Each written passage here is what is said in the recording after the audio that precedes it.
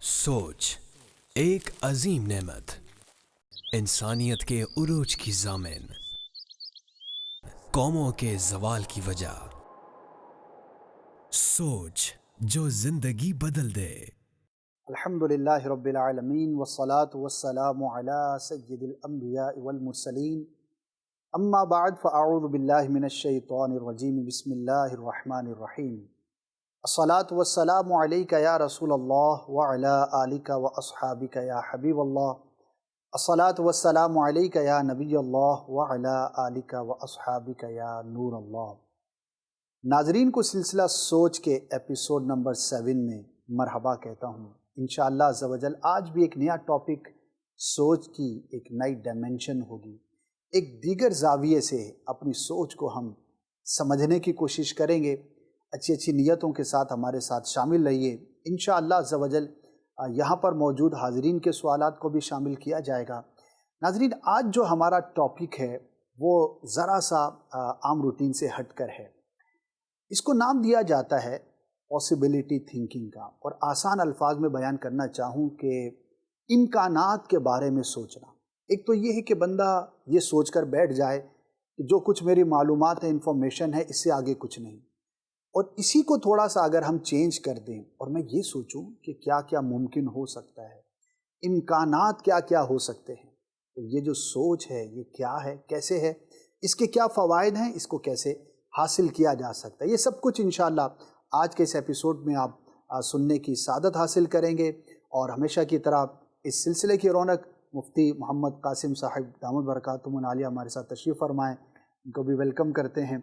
हमारे साथ जो है वो नाजरीन स्टूडियो में मौजूद हैं, कुछ टीचर्स हैं, कुछ स्टूडेंट्स हैं, कुछ कॉलेज के हैं, कुछ स्कूल्स के हैं, और कुछ दीगर इस्लाम भाई भी मौजूद हैं। थोड़ी देर के बाद इनको भी इंशाअल्लाह मौका मिलेगा। अल्लाह पाक हमारी सोचों को पाक व साफ़ करे और इस सिलसिले से ज़्यादा बेनिफिट हासिल करने की तौफीक अता फरमाए। कैसे मुफ्ती साहब, खैरियत से हैं? अल्हम्दुलिल्लाह, अल्लाह का शुक्र। आज का टॉपिक जो है वो दिलचस्प भी रहेगा और मैं उम्मीद करता हूँ कि बहुत सारी सोचों को बदलने में हम कोशिश करेंगे कि कामयाब हों।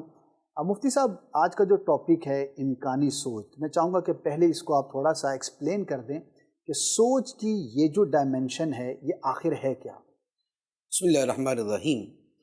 पॉसिबिलिटी थिंकिंग, इम्कानात का सोचना। जी, माना तो उसका वही है जो आपने बयान फरमा दिया कि किसी भी शय में ना होने की बजाय उसके होने की सूरतें क्या हो सकती हैं, इस पर गौर करना। ठीक, इसके हवाले से एक दो चीज़ें मैं अर्ज़ कर देता हूँ कि उन मिसालों से इसकी वजाहत ज़्यादा हो जाएगी। बजा। कुरान मजीद की आयत मुबारक है, फरमाया अर्दुल्लाहि वासिआ फतुहाजिरू फीहा, और अल्लाह की ज़मीन बड़ी वसी है तो तुम इसमें निकल जाओ। सुभान ये उन लोगों के बारे में थी कि जो मक्का मुकरमा में ठहरे हुए थे और वो ये कहते थे कि यहाँ रह कर दीन पर पूरा अमल नहीं हो सकता। सही, तो उनसे फरमाया गया कि अल्लाह की ज़मीन बड़ी वसी है, अगर दीन पे अमल करना यहाँ मुमकिन नहीं तो इम्कानात की दुनिया और भी पड़ी हुई है, वहाँ चले जाओ, तो अल्लाह की राह में हिजरत करोगे तो बहुत सारे मौक़े मिल जाएंगे। तो ये जो है कि किसी जगह पे या किसी वक्त में अगर कोई काम नहीं हो पा रहा तो उसकी जगह दूसरी जगह या दूसरा मौका या दूसरा तरीका तलाश करना, सही, इस सोच की जो सलाहियत है ये पॉसिबिलिटी थिंकिंग कहलाती है। सही, अच्छा, इसी हवाले से एक तसव्वुफ का बड़ा खूबसूरत जुमला है। वाह, फरमाते हैं अत्तुरुकु इलल्लाहि अददु अनफासिल खलाइक, अल्लाह की तरफ जाने के रास्ते मखलूक की सांसों की तादाद के बराबर है। अल्लाह, यानी अल्लाह तक पहुँचने के रास्ते। खुदा का कुर्ब पाने का, उसकी रिज़ा पाने का, वाह, उसकी बारगाह में हाज़िरी का, जो उसके हाज़िरी के जो तरीके हैं, तो फरमाया कि मखलूक की सांसों की तादाद के बराबर है। वाह, क्या बात, ये है इम्कानात। बेशक, और इन इम्कानात की वुसअत देखें कि ये एक दो इम्कानात का बयान नहीं है कि खुदा तक पहुँचने का ये रास्ता है या सिर्फ ये रास्ता है, बल्कि फरमाया कि इतने रास्ते हैं जितनी मखलूक की सांसें हैं। वाह, तो इसीलिए हम जब बुजुर्गान दीन की ज़िंदगी देखते हैं जिन्होंने राह विलायत तय की और राह मारिफत तय की, तो सबका एक रास्ता नहीं मिलेगा। बेशक, किसी ने सारी ज़िंदगी कुरान मजीद की तिलावत की, किसी ने सारी ज़िंदगी ज़िक्र इलाही किया, किसी ने नवाफिल ज़्यादा पढ़े, किसी ने जो है वो खिदमत खल्क़ को अपनाया, کسی نے غریبوں کی مدد کو اپنایا، اچھا کسی نے حج و عمرہ زیادہ کیے، تو کسی نے مسجدیں بنائیں، کسی نے مسجد میں ہی زندگی گزار دی، کسی نے کتابیں لکھی، کسی نے دین کی خدمت کی۔ تو یہ مختلف جتنے حضرات تھے یہ سارے کے سارے اولیاء کرام تھے، اور سب قرب الہی سے سرفراز ہوئے، لیکن ہر ایک کا راستہ جدا تھا۔ اگر کوئی یہ سمجھ کے بیٹھ جائے کہ نہیں ایک ہی طریقہ ہے قرب الہی کا، اس کے علاوہ تو کوئی طریقہ نہیں، تو پھر ایک قسم کی جو کیٹیگری ہے وہ تو قرب پا سکتی ہے، بقیہ نہیں پا سکتی۔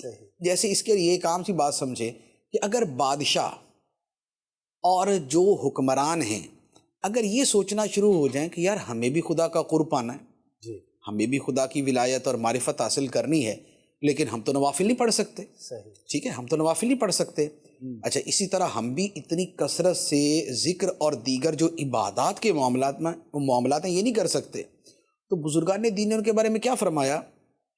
فرمایا کہ مخلوق کو انصاف فراہم کرنا اور مخلوق کو سہولیات فراہم کرنا خدا تک پہنچنے کا ان کے لیے یہی ذریعہ ہوگا۔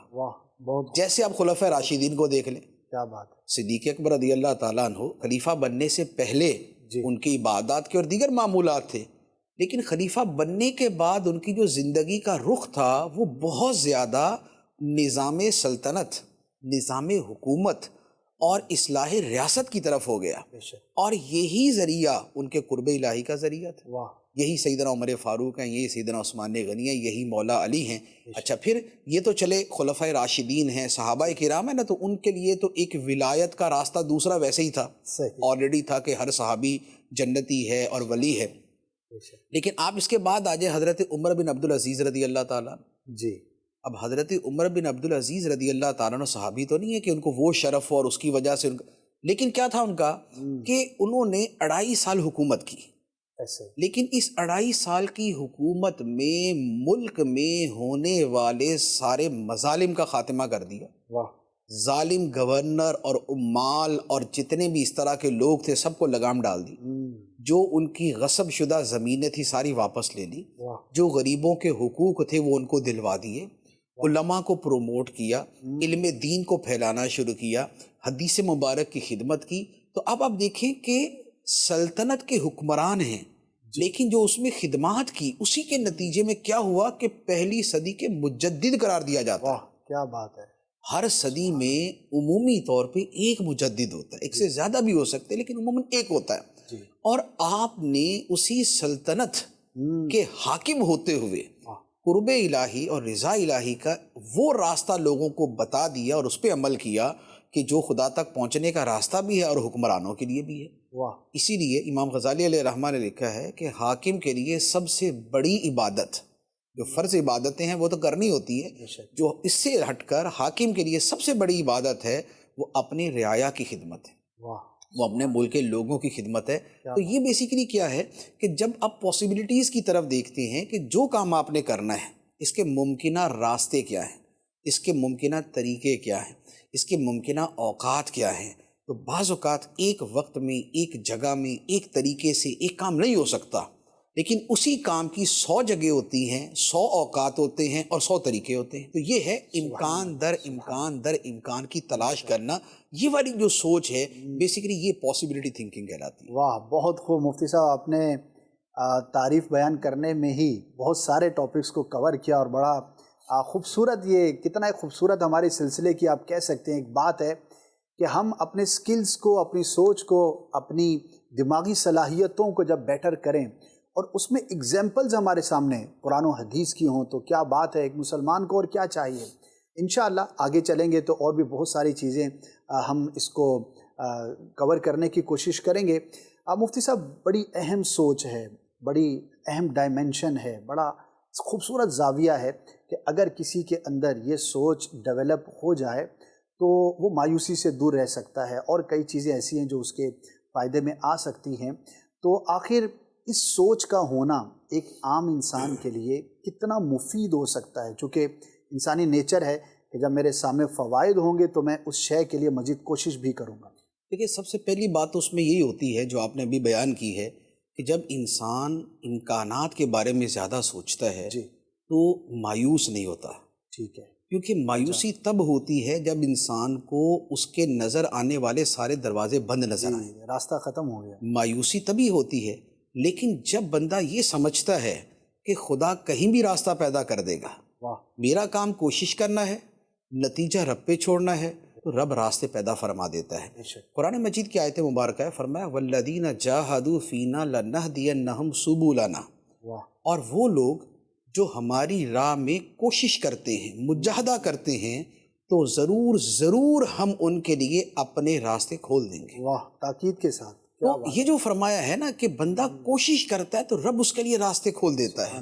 اسی سے ملتے جلتے پھر اسی سے اخذ کرتے ہوئے بہت سے جو ہے وہ عربی کے جملے بھی ہیں. من جدہ واجدہ، جی جس نے کوشش کی اس نے پا لیا. جی. من دق الباب ان فتح، جس نے دروازے کو بار بار کھٹکھٹایا تو دروازہ کھل ہی جاتا ہے. یہ ساری چیزیں اسی سے آتی ہیں. صحیح. تو امکانات کے سوچنے کا پہلا فائدہ یہ ہوتا ہے کہ انسان میں مایوسی نہیں آتی. بے شک. اگر ہمیں یہ پتہ ہے کہ ہمارے روزگار کا بس ایک ذریعہ اور یہ بند ہو گیا، تو اب ہم ڈمو کے بیٹھ جائیں گے. اور یہ بڑی تعداد کی سوچ بن جاتی ہے امپلائمنٹ کے اندر ہی ہوتا ہے کہ اگر نوکری چھوٹ گئی تو لوگ کیا سمجھتے ہیں کہ بس یہ اب تو مرنا ہی ہے، مرنا ہی. پتہ نہیں کیا ہوگا، پتہ نہیں کیا. اچھا بزنس جو چل رہا تھا ان کا کسی وجہ سے وہ اس میں نقصان ہو گیا، تو اب یہ سمجھ کے بیٹھ جاتے ہیں. یعنی مایوسی کی ایسی اتھا گہرائیوں میں گرتے ہیں کہ آپ نے لوگوں کو دیکھا ہوگا، کوئی انگزائٹی میں چلا گیا، کوئی ڈپریشن میں چلا گیا، کتنے لوگ خودکشی کر لیتے. سائڈ کر لیتے. آپ کو یاد ہوگا کہ دبئی کے اندر جب ایک مرتبہ وہ پرابلم آیا تھا 2008، تو اب وہ جتنا بڑا پرابلم تھا اس کے نتیجے میں کیا ہوا تھا، اتنی بڑی تعداد ڈپریشن کی مریض ہوئی. ہزاروں لوگ، ایسا ہی. ہزاروں لوگ جو ہے وہ تھے کہ جو وہاں سے بھاگ کے یوں کہہ لے کہ تنہائیوں میں جا کے بیٹھ کے ڈپریشن کا شکار ہو گئے. ایسا ہی. کئی لوگوں نے خودکشی کر لی. بے شک. یہ ساری کی ساری. اچھا کئی لوگوں کو ہارٹ اٹیک ہو گیا. ایسا ہی. میرے اپنے ایک دوست ہیں، ان کے والد صاحب کو ہارٹ اٹیک ہو گیا تھا اسی وجہ سے کہ ان کا جتنا بزنس تھا وہاں پر وہ سارا جب ایک مرتبہ وہ کلیش آیا اور سارے کا سارا ختم ہو گیا. بہت بڑا. تو اب کیا ہے کہ بیسیکلی پرابلم صرف یہ تھا کہ انہوں نے ایک دروازہ بند ہوتے دیکھ کے یہ سمجھ لیا کہ ساری دنیا ہی بند ہو گئی، دنیا ختم ہے ہمارے لیے. دنیا ختم ہے. حالانکہ دنیا ختم نہیں ہوئی تھی، ایسا. دنیا بڑی وسیع تھی. ایسا. تو زندگی میں بہت سے مواقع ایسے آتے ہیں کہ جس میں بندہ یہ سمجھتا ہے کہ بس اب اینڈ ہے، جی. اب میرے جینے کا کوئی فائدہ نہیں، اب میرے ساتھ یہ، اب میرے ساتھ وہ. لیکن بات یہ ہے اللہ تعالیٰ نے انسان کو اس قدر قوت دی ہے، اس قدر صلاحیت دی ہے، اتنی ہمت دی ہے کہ بندہ اسے استعمال کرے. تو جسے کہتے ہیں نا کہ at the end of the tunnel there is a light, کہ اس جو ہے نا وہ اس کے ٹنل کی آخر کے اوپر روشنی ہے، روشنی نظر آ جاتی ہے. اسی پہ مجھے ایک اور بات یاد آ گئی. قرآن مجید کی ایک آیت مبارکہ ہے، جیسے فیملی میٹرز کے اندر آپ یہ دیکھ لیں کہ طلاق سب سے بڑا ایشو ہوتا ہے. جی بہت بڑا ایشو. میاں بیوی میں جدائی ہو جائے تو یہ یوں کہہ لے کہ ایک قسم کی زندگی ختم ہو گئی نا، ڈیزاسٹر ہو گیا. بعض اوقات یہ مرد کے لیے ڈیزاسٹر ہوتا ہے، بعض اوقات یہ عورت کے لیے ہوتا ہے، موسٹلی یہ عورت کے لیے ہوتا ہے. یہ اپنی جگہ ہے. لیکن قرآن مجید نے اس کو کیا بیان فرمایا؟ فرمایا کہ صلح صفائی کی کوشش کی جائے. صلح کے احکام بیان کیے، صلح کی کوشش کا بیان فرمایا. لیکن اس کے ساتھ یہ بیان فرمایا وَإِن يَتَفَرَّقَا يُغْنِ اللَّهُ كُلًّا مِّن سَعَتِهِ. اللہ سبحان اللہ. فرمایا اگر یہ میاں بیوی آپس میں جدا ہو جائیں، اللہ تعالیٰ اپنی وسعت سے ان کو ایک دوسرے سے غنی کر دے گا. بہت بڑی بات، بہت خوبصورت. کیا ٹھیک ہے، یعنی یہ اتنا بڑا اللہ تعالیٰ کی طرف سے ایک فضل کا انعام آپ نے ہے. پورا ٹاپک چھیڑ دیا مفتی صاحب. اور یہ جو ڈائمنشن ہے ماشاءاللہ آپ بھی ہمارے ابھی ذہن میں آیا، کمال ہے مفتی صاحب. یعنی قرآن مجید کی آیت مبارکہ بیسیکلی یہ اسی کتنا بڑا سلوشن ہے. یعنی کہ اس موڑ پر اگر دیکھیں اور اس کو ممکنہ سوچ کے طور پر ہی ہم لے رہے ہیں، یعنی کہ ایسی جگہ کہ جس کے آگے تو لوگ کلام ہی نہیں کرتے، نہ بچوں کے لیے، نہ اپنے لیے، نہ کسی اور کے لیے. لیکن قرآن میں کیسا زبردست بیان ماشاءاللہ. تو یہ کئی جگہ پر اس طرح کے بعض کیسز میرے سامنے آئے کچھ جاننے والوں کے. اچھا. تو میں نے ان کو یہی آیت مبارکہ پڑھ کے سنائی. واہ کیا بات. کہنے لگے واہ سبحان اللہ.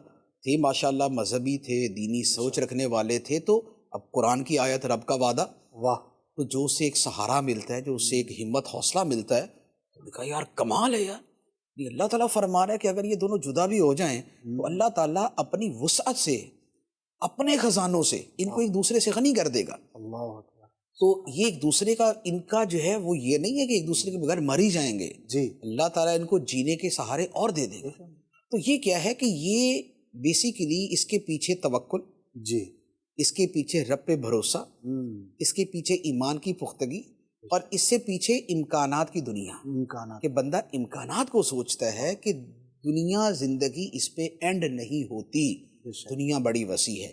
تو لہٰذا پاسبلٹی تھنکنگ کا ایک فائدہ یہ ہوتا ہے کہ انسان مایوس ہونے سے بچ جاتا ہے۔ اچھا، اس میں دو پہلو ہم اپنے ذہن میں رکھیں، کیونکہ ہم ایز اے مسلم کے سوچیں گے بے شک، تو ہمارے سامنے پہلی چیز یہ ہوگی کہ اگر ایک امکان بند ہوا جی تو ہماری پہلی جو توجہ ہے وہ رب کی رحمت پہ جائے گی، بے شک، کیونکہ امکانات کس نے پیدا کرنے ہیں؟ رب نے، یا امکانات کس نے پیدا کیے ہوئے ہیں؟ اللہ نے، امکانات ہمارے سامنے کون لائے گا؟ ہمارا دماغ ان امکانات کی طرف کس کی توفیق سے جائے گا؟ اللہ پاک، تو ہم پہلے اپنی اس سوچ کے اعتبار سے چلیں گے، صحیح، تو لہٰذا پہلے اللہ تعالیٰ پہ بھروسہ، اب اس کے بعد ہم اپنی عقل کا استعمال کریں گے اور ہمارے سامنے امکانات کی دنیا کھل کے سامنے آ جائے گی۔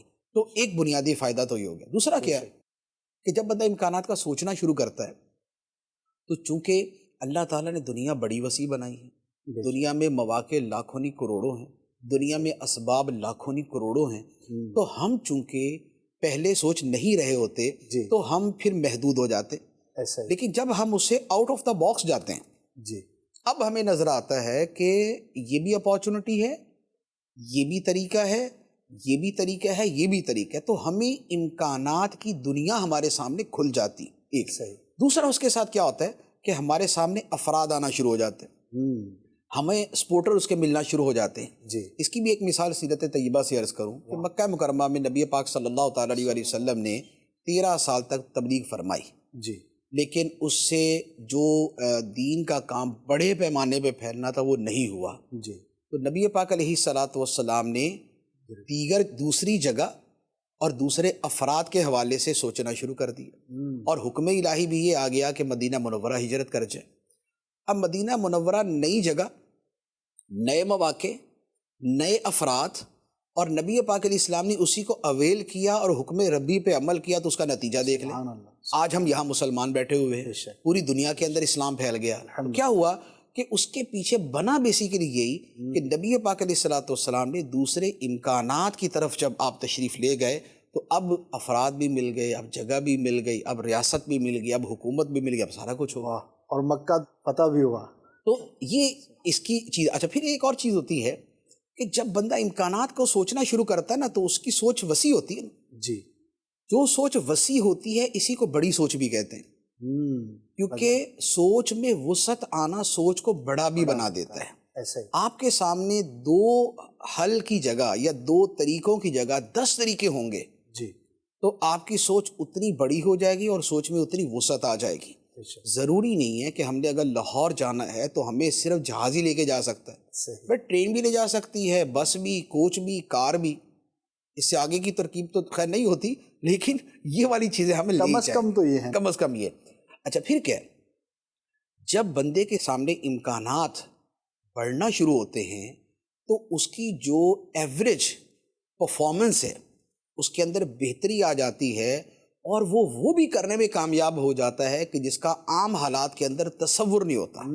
اب اس کی مثال عرض کروں کہ جیسے حضرت طارق بن زیاد رحمۃ اللہ علیہ، جی جنہوں نے اسپین فتح کیا تھا، جی حضرت طارق بن زیاد رحمۃ اللہ علیہ جو ہے یہ جب گئے جی تو اب ظاہری اعتبار سے یہ 4-5 ہزار افراد تھے، کشتیاں تھیں، آگے پورا ملک ہے، جی لیکن ان کے دل و دماغ کے اندر فتح کا بڑا قوی امکان موجود تھا۔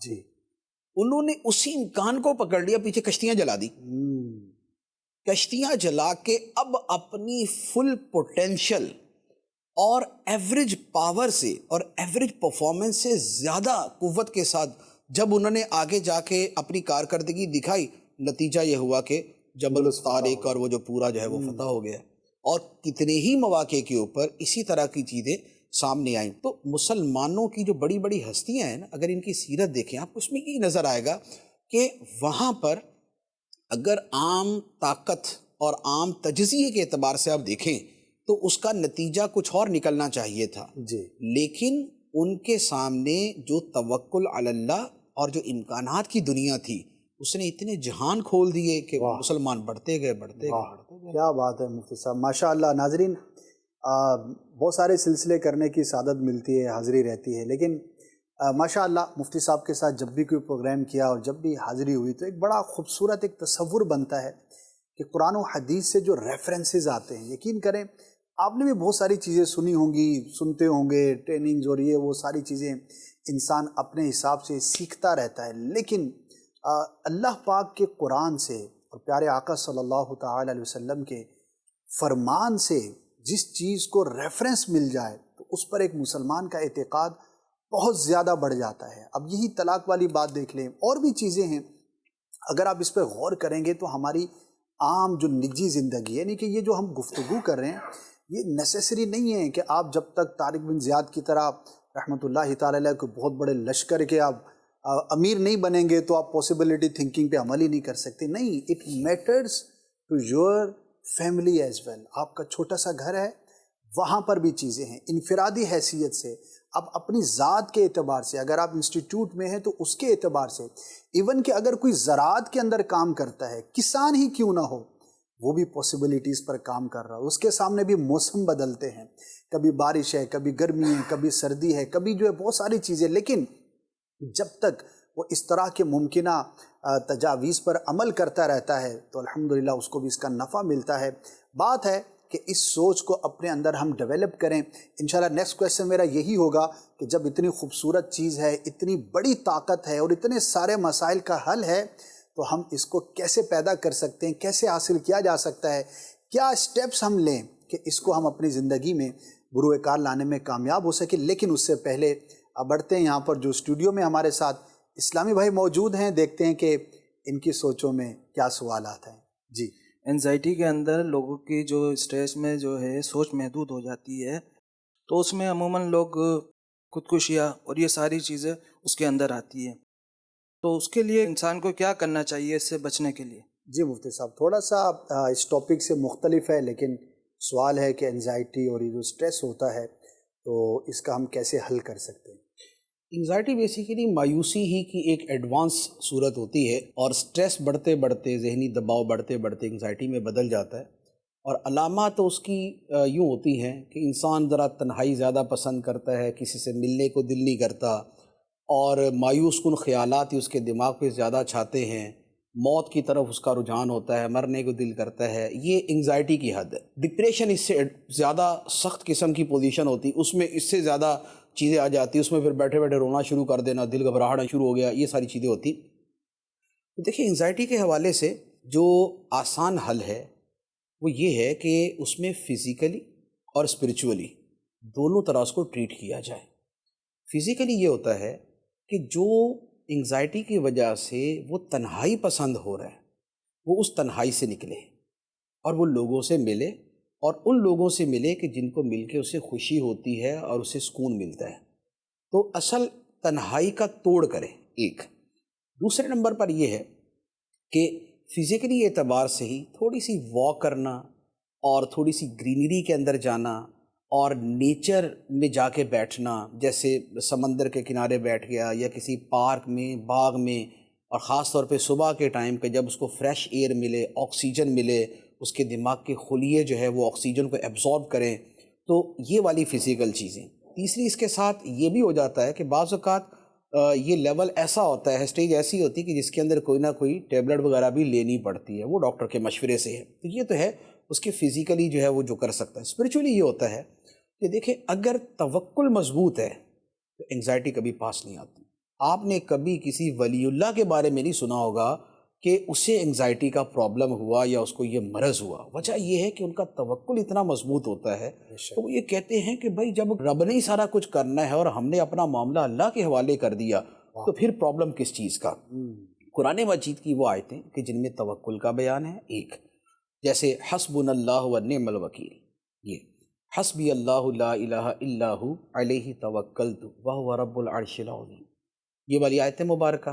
اور اس کے علاوہ وہ بزرگان دین کے واقعات یا انبیاء علیہم السلام کے واقعات کہ جن میں تائید الہی، اللہ کی مدد ایسے مواقع پر آئی کہ جہاں پر ظاہری اسباب بالکل نہیں تھے، جیسے نبی پاک علیہ السلام غار ثور میں تھے، ظاہری اسباب نہیں تھے ان کفار سے بچنے کے، لیکن اس وقت بھی سرکار نے کیا فرمایا تھا؟ لا تحزن ان اللہ معنا، اے ابو بکر فکر نہ کر، غم نہ کر، بے شک اللہ ہمارے ساتھ۔ حضرت موسیٰ علیہ الصلوۃ والسلام جب آپ اپنی قوم کو لے کے نکلے اور پیچھے فرعون اپنے لشکر کے ساتھ آ گیا تو وہاں پر قوم نے تو رونا دھونا شروع کر دیا کہ مارے گئے، پیچھے لشکر آ رہا ہے. لیکن موسیٰ علیہ السلام نے کیا فرمایا؟ فرمایا اِنَّ مَعِیَ رَبِّی سَیَہْدِینِ، بے شک میرے ساتھ میرا رب ہے تو وہ میری رہنمائی کرے گا. تو یہ جو بزرگوں کے واقعات، انبیاء علیہ السلام کے واقعات ہیں، جب بندے کو بار بار پڑھتا ہے تو اس سے پھر دل مضبوط ہوتا ہے.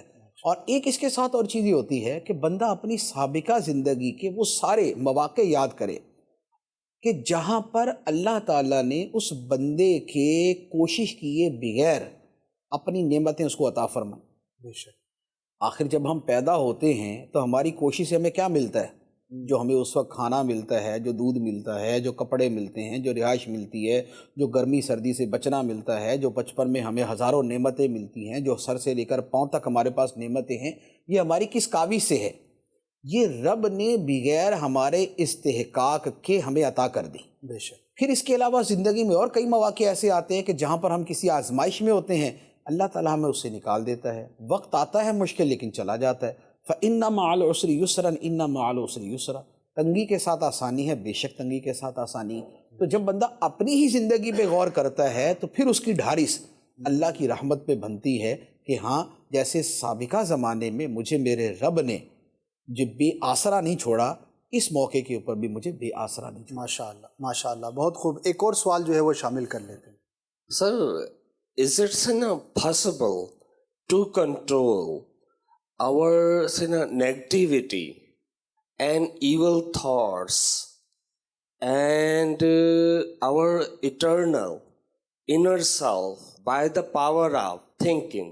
یہ تقریباً اسی کا جواب تھا جو ابھی ان کو میں نے پیش کیا ہے کہ ہم اپنی سوچوں کو کیسے کنٹرول کر سکتے ہیں اور ہم اپنی جو نیگیٹیوٹی ہے مائنڈ کی، اسے ہم کیسے کنٹرول کر سکتے ہیں. تو یہ بیسیکلی اسی کے طریقے ہیں کہ آپ جو نیگیٹو تھاٹس ہیں ان کو کنٹرول کرنے کے دو طریقے ہو سکتے ہیں اگر آپ نے تھاٹ کے لیول پر ہی اس کو سوچنا ہے. جی.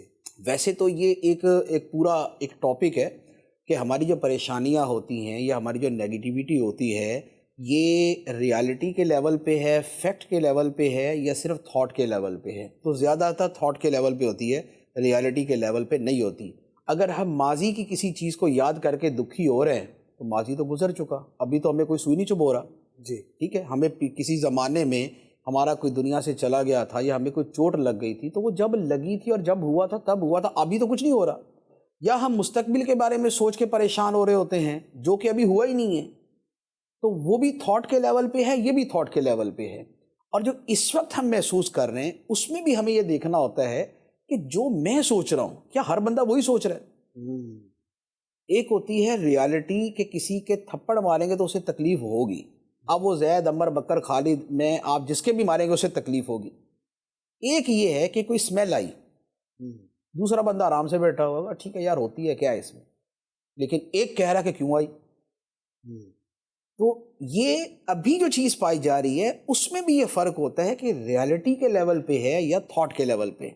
تو جو چیز تھاٹ کے لیول پہ ہو اس کو پھر وہیں سے حل کیا جاتا ہے. اس میں پھر آگے جو سرکل آف کنسرن اور سرکل آف انفلوئنس، پھر یہ آگے دو چیزیں آ جاتی ہیں کہ بھائی جہاں پر ہماری چلتی ہے یہ ہے سرکل آف انفلوئنس، تو یہاں پر ہم کچھ کریں.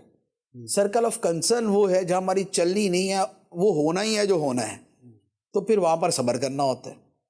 تو ایک تو تھاٹ کے لیول پہ ہم یوں اپنے آپ کو سمجھا سکتے ہیں.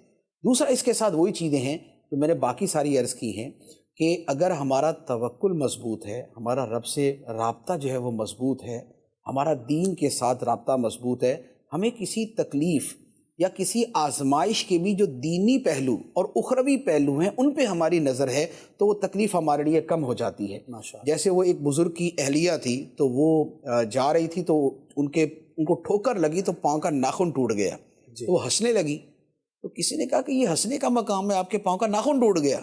تو انہوں نے کہا کہ ناخن ٹوٹنے کی تو تکلیف ضرور ہے، لیکن اس پر جو رب نے ثواب عطا فرمانا ہے میں اسے یاد کر کے ہنس پڑی. واہ سبحان اللہ. کیا تو جب آپ کی نظر کسی بڑی شے پہ ہوتی ہے تو چھوٹی چیز آپ کو پھر بہت چھوٹی لگنا شروع ہو جاتی ہے. ہم جب انویسٹمنٹ کرتے ہیں، انویسٹمنٹ میں ہم پیسے دے دیتے ہیں، لاکھ روپیہ دیا، جی، لاکھ روپیہ دینا بظاہر تو دینا ہی ہے نا، پتہ نہیں ملے گا یا نہیں ملے گا، لیکن چونکہ ہمیں یہ امید ہوتی ہے کہ 1.5 لاکھ واپس ملے گا، 2 لاکھ واپس ملے گا، تو ہمیں اس 1 لاکھ روپے دیتے ہوئے کوئی تکلیف نہیں ہوتی۔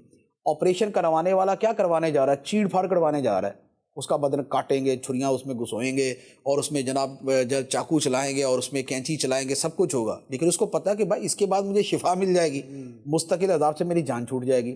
تو کیا ہے کہ اگر نتیجے پہ نظر ہو تو پھر یہ والی تکلیف اس کے لیے ہلکی ہو جاتی ہے۔ تو سوچ کو بیسیکلی سوچ کے ساتھ بدلا جاتا ہے، نیگیٹو کو پازیٹیو کے ساتھ بدلا جاتا ہے، یا اس کے نتائج و ثمرات کو دیکھا جاتا ہے، یا یہ دیکھا جاتا ہے کہ بھائی دنیا جنت میں تو رہ نہیں رہے کہ کوئی تکلیف ہی نہیں آنی، کوئی پریشانی نہیں آنی، یہ جنت میں ہی ہوگا۔ دنیا میں باہر یہ ہمی نمی جو ہے نا یہ چلنی ہے، جب چلنی ہے تو ٹھیک ہے پھر چلنی ہے۔ ماشاء اللہ، بہت خوب، ماشاء اللہ۔ اللہ تعالیٰ ہمیں اپنی سوچوں کو کنٹرول کرنے اور پازیٹیو رکھنے کی توفیق عطا فرمائے۔ مفتی صاحب یہ ارشاد فرمائیے کہ کیا سٹیپس ہو سکتے ہیں، فرام ویئر ٹو سٹارٹ؟ آخر یہ ممکنہ سوچ جو ہے اس کی کوالٹی میرے اندر پیدا ہو جائے تو میں اس کو کس طرح سے سٹارٹ کروں اور کس لیول پر میں اس کو لے جا سکتا ہوں؟ اسے حاصل کرنے کا طریقہ جو ہے نا تقریباً وہی ہے جو ہم نے پہلے بھی ایک سلسلے میں بیان کیا تھا جی، کہ یا تو آپ پرابلم سوچ لیں یا حل سوچ لیں۔ ٹھیک ہے، اگر آپ پرابلم سوچیں گے تو وہ آپ کے دماغ پہ بوجھ بن جائے گی، صحیح، اور اگر آپ حل سوچنا شروع کریں گے تو آپ کے سامنے حل آنا شروع ہو جائیں گے۔ اسی طرح کسی کام کے عدمی امکانات بھی ہوتے ہیں، یعنی امپاسبلٹیز بھی ہوتی ہیں، پاسبلٹیز بھی ہوتی ہیں۔ ایسا، آپ امپاسبلٹیز کی جگہ پاسبلٹیز کو سوچیں، صحیح، آپ مواقع سوچیں، آپ اس کے کرنے کے زیادہ سے زیادہ طریقے سوچیں۔ جب آپ ان پہ غور کریں گے تو آپ کا ذہن ادھر سے ہٹ جائے گا۔ ایسے تو پہلے نمبر پہ تو جو ناممکنات کے بارے میں سوچنا ہے اسے ترک کرنا ہوگا، ایک بات۔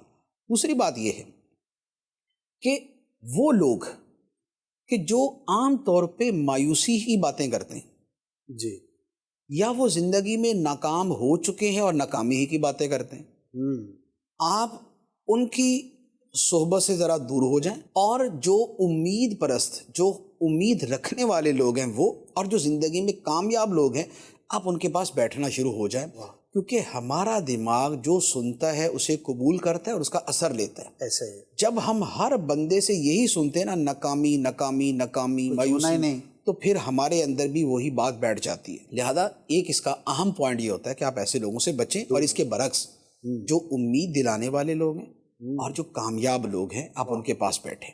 پھر اس کے ساتھ ایک اور چیز ہوتی ہے کہ جو کامیاب لوگ ہیں جیسے ان کے پاس بیٹھنا ہے، بیٹھنا تو ایک بہت ہی بڑی چیز ہوتا ہے نا، جی، یعنی کسی کامیاب آدمی کے پاس بیٹھ کے جو انرجی ملتی ہے وہ دیٹس اے ڈفرینٹ تھنگ۔ جی، لیکن اگر بالفرض یہ نہ ملے تو پھر جو کامیاب لوگ ہیں ان کی سیرت پڑھیں، واہ، ان کی بایوگرافی پڑھیں، ان کے حالات زندگی پڑھیں۔ کیسے واقع، بہت سے لوگ، اب جیسے ہم بزرگان دین کا پڑھتے ہیں تو ایسا جوش پیدا ہوتا ہے۔ علامہ ابن جوزی رحمۃ اللہ علیہ نے ایک جگہ لکھا ہے، فرماتے ہیں کہ میں نے جب سلف صالحین کی سیرت پڑھی جی، تو میں نے جب ان کی عبادت پڑھی تو میرے اندر تھا کہ میں ان جیسا عابد بن جاؤں۔ صحیح، جب میں نے علماء کو پڑھا تو میرے دل میں ہے کہ اتنا بڑا عالم بن جاؤں۔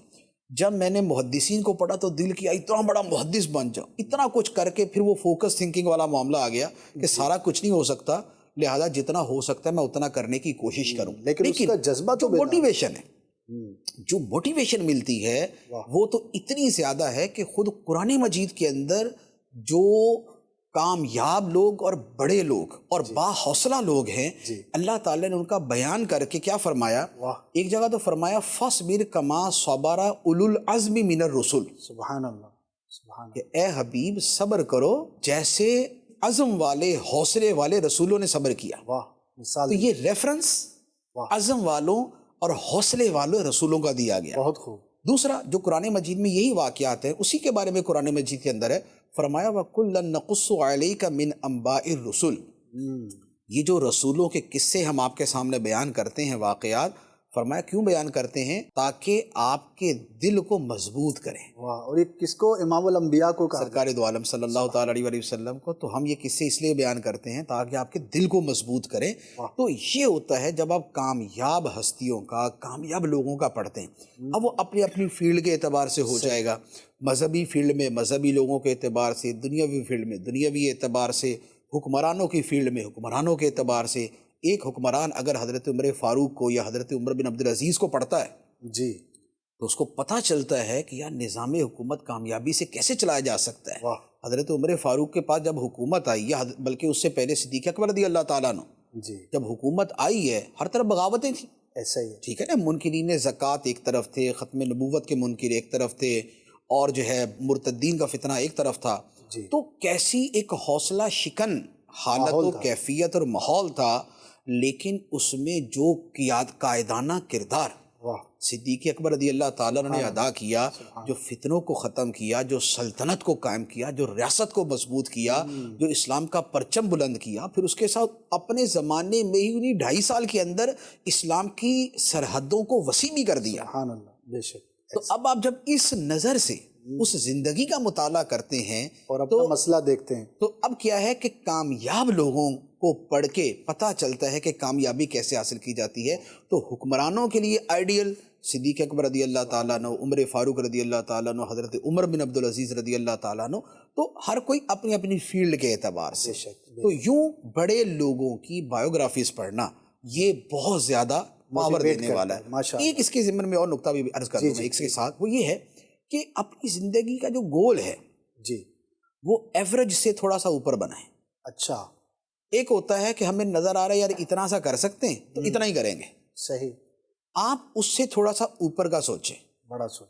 وجہ یہ ہے کہ بیسیکلی تو جو ہماری صلاحیتیں ہیں وہ اوپر کی ہی ہوتی ہیں، صحیح. لیکن ہم اپنی کم حوصلگی کی وجہ سے ہم اسے نیچے سوچ رہے ہوتے ہیں، ہماری کوشش کم ہو جاتی. ہماری کوشش کم ہو جاتی.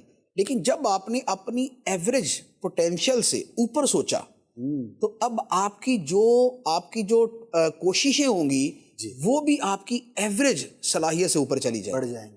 تو لہذا اب آپ کے سامنے جو پاسبلٹیز کو زیادہ سے زیادہ آپ نے تلاش کرنا ہے، ڈسکور کرنا ہے، وہ آپ کے ایوریج گول سے اوپر جانے کی صورت. واہ ماشاء اللہ ماشاء اللہ. بہت خوب. اللہ پاک ہمیں بھی سعادت عطا فرمائے. اور انبیاء اولیاء کی سیرت کا پڑھنا، یہاں پر مفتی صاحب ہی کی کتاب کا میں حوالہ اور ترغیب بھی ضرور پیش کروں گا. سیرت انبیاء، جو دیگر انبیاء تھے ان کی حالات زندگی پر ون آف دا بیسٹ بک ان اردو. بڑی شاندار کتاب ہے، مکتبۃ المدینہ نے جاری کی ہے. اس کو حاصل کریں، اس کو پڑھیں. اور اولیاء کرام کی سیرت پر تو بے شمار کتابیں ہیں، لیکن جو میری پسندیدہ کہہ لیں یا کہیں کہ one of the most effective book Tazkirat al-Awliya, Sheikh Farid الدین عطار رحمۃ اللہ تعالی علیہ کی کتاب ہے. بہت زیادہ طویل بھی نہیں ہے لیکن بڑی افیکٹو ہے، بڑی شاندار ہے. یا جو آپ کو پسند ہو، اوتھینٹک رائٹر کی ہونی چاہیے، صحیح عالم کی لکھی ہوئی ہونی چاہیے، تاکہ اس سے ہم کما حق و فائدہ حاصل کر سکیں. تو ان کی سیرتوں کا پڑھنا ہمارے لیے بہت ساری ڈائمینشنز ہیں. اور سچی بات یہ ہے کہ سوچ پر ہم نے ان کی سیرتوں کو اس طرح سے کب دیکھا، کب غور کیا. ہمارے کئی ایسے پرابلمز ہیں، مسائل ہیں جو مختلف مثالوں میں ہمارے ذکر ہوئے، وہ تو انہی کی سیرت کو دیکھ کر ہم حل کر سکتے ہیں. اللہ پاک ہمیں توفیق عطا فرمائے اور اپنے بزرگوں اور اسلاف کی سیرت کو اس نظر سے بھی پڑھنے کی، دیکھنے کی توفیق عطا فرمائے. جب ہم یہ بات کر رہے ہیں کہ پاسبلٹی تھنکنگ کریں، آپ امکانات کے بارے میں سوچیں، بڑا سوچیں، ایوریج سے زیادہ سوچیں، تو از دیئر اینی لمٹ یا انلمیٹڈ آپ سوچ سکتے ہیں؟ تو اس کے بارے میں آپ کیا فرمائیں گے، شرعی حوالے سے بھی اور انسانی صلاحیتوں کے اعتبار سے بھی؟ دیکھیں، بات یہ ہے کہ ایک ہوتی ہے جو اگر شرعی اعتبار سے غور کرے تو کچھ چیزیں ہوتی ہیں جسے کہا جاتا ہے محال شرعی. ٹھیک ہے. محال شرعی کا مطلب یہ ہے کہ شریعت کی طرف سے یہ بات آ چکی ہے کہ یہ کام نہیں ہو سکتا. ٹھیک ہے. ٹھیک ہے. لہذا اس کے بارے میں سوچنا جو ہے وہ جائز ہی نہیں ہوتا، بلکہ بعض صورتوں میں اس کا حکم بڑا سخت ہو جاتا ہے. Very important. جیسے مثال کے طور پہ نبی پاک علیہ السلام کے آخری نبی کے طور پہ تشریف لانے کے بعد اب کسی کا نبی بننا یہ ممکن نہیں. صحیح. ایسا ہی. لہذا اب اگر اس کے بارے میں کوئی سوچے یار میں کیا کروں، میں نبی بن جاؤں، تو یہ باطل اور بالکل ایک دوسری چیز ہو جائے گی، اور ہو سکتا ہے کہ یہ دائرہ اسلام سے نکل جائے. تو لہذا شرعی اعتبار سے تو کچھ حدود ہوتی ہیں. باقی دنیاوی اعتبار سے یا عقلی اعتبار سے، اور اس میں کچھ شریعت کا بھی چیزیں ہوتی ہیں، وہ یہ ہے کہ امکانات کی دنیا کے اندر بہرحال بالکل ہی فضول اور عقل سے پیدل چیزیں نہ سوچے کہ میں آسمان کو ہاتھ لگاؤں گا. تو بھائی ایسا نہ سوچے، جو کرنے کے کام ہے وہ کرے، آسمان کو رہنے دے، وہ اپنی جگہ ٹھیک ہے. تو لہٰذا جو عبث اور فضول قسم کی چیزیں ان کی طرف نہ جائیں. تیسرا یہ ہے کہ امکانات کو فی نفس ہی اس کی لمٹس چونکہ ہمیں پتہ نہیں ہے، جی ہمیں نہیں پتہ کہ کس حد تک چیزیں ممکن ہیں، صحیح. تو لہذا ہم میکسیمم سوچ سکتے ہیں. ٹھیک ہے. مثال کے طور پہ کسی گھر کا ہوا میں اڑنا جی کسی زمانے کے اندر یہ تصور سے باہر تھا، ایسا ہی لیکن جب جہاز ایجاد ہو گیا تو پتہ چلا کہ امکانات کی دنیا میں تھا یہ، ٹھیک ہے.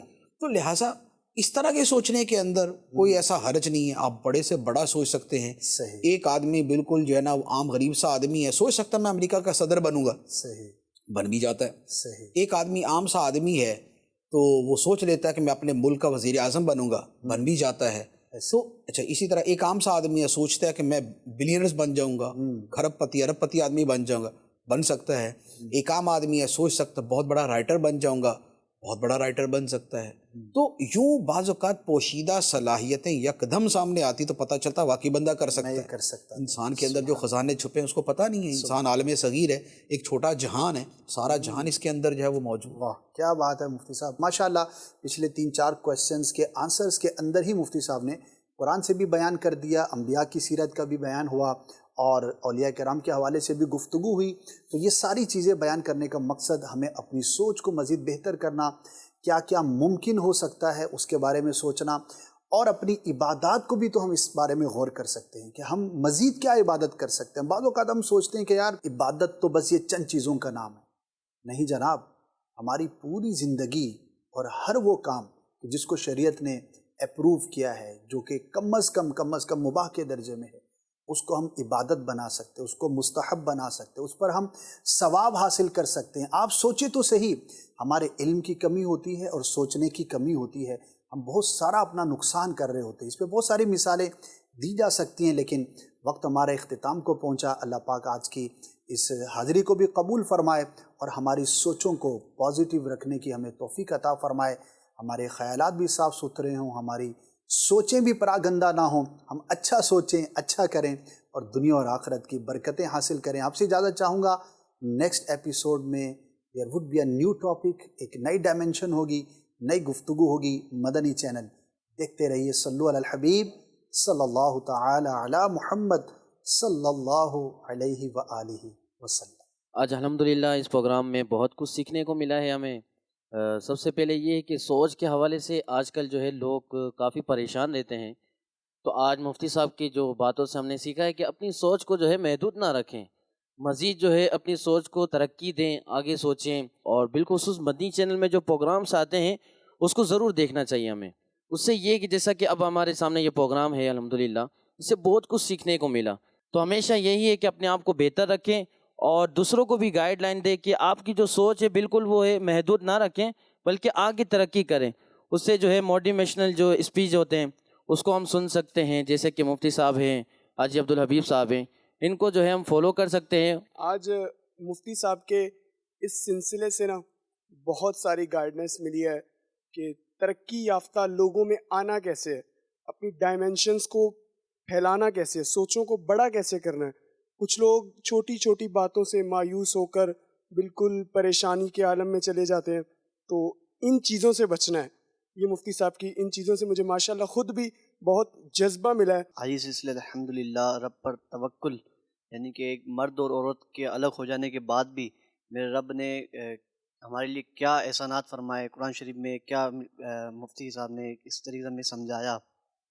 اور الحمدللہ بڑا رب پر ایک توکل، ایک بھروسہ رکھنے کا ایک ذہن دیا گیا الحمدللہ. تو میں آپ تمام اسلامی سے گزارش کروں گا کہ مفتیان کرام کی صحبت میں بیٹھنا، ان کو سننا الحمدللہ کافی ہمیں فائدہ دیتا ہے. ماشاءاللہ بہت ہی زبردست پروگرام ہے یہ مدنی چینل کا بنام سوچ. اور سب سے اچھی بات یہ کہ اس کے گیسٹ مفتی قاسم اتاری ہیں، اور ماشاءاللہ قرآن و حدیث اور بزرگان دین کے اقوال کے ساتھ ساتھ لوجیکلی بھی وہ ہمیں مثالوں کے ذریعے سے اس میں بہت ہی اچھے انداز سے ہمیں سمجھاتے ہیں. This is very informative programme. Every must be watch it. سوچ ایک عظیم نعمت، انسانیت کے عروج کی ضامن، قوموں کے زوال کی وجہ. سوچ جو زندگی بدل دے.